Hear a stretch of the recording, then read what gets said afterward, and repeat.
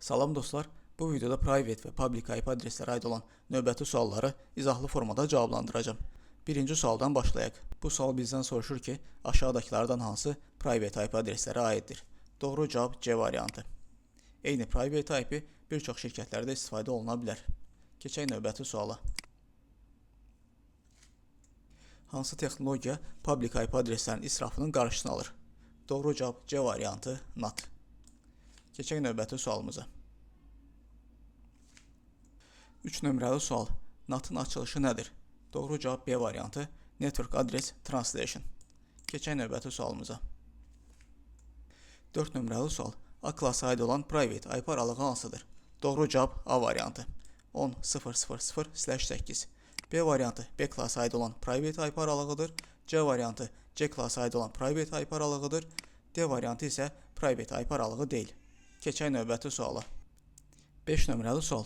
Aşağıdakılardan hansı public IP-dir? Doğru cavab C variantı 66, 77, 88, 99 IP-si public IP-dir. Digər variantdakı cavablar isə private IP-lərdir. Keçək növbəti suala. 6 nömrəli sual. Bu sual bizdən soruşur ki, adətən hansı cihaz NAT edir? Doğru cavab B variantı router.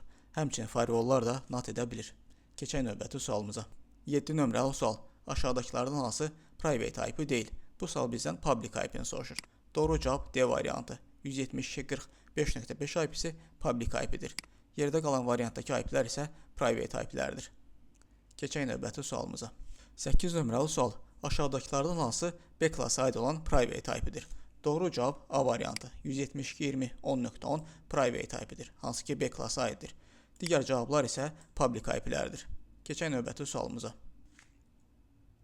9 nömrəli sual. Aşağıdakılardan hansı private IP-dir? Doğru cavab A variantı 172.30.1.1 IP-si private IP-dir. Digər variantdakı cavablar isə public IP-lərdir. 10 nömrəli sual. Aşağıdakılardan hansı public IP-dir? Doğru cavab D variantı 99.10.20.30 IP-si public IP-dir. Digər variantdakı cavablar isə private IP-lərdir. Private və public IP adreslərə aid olan sualları izahlı formada cavabladım.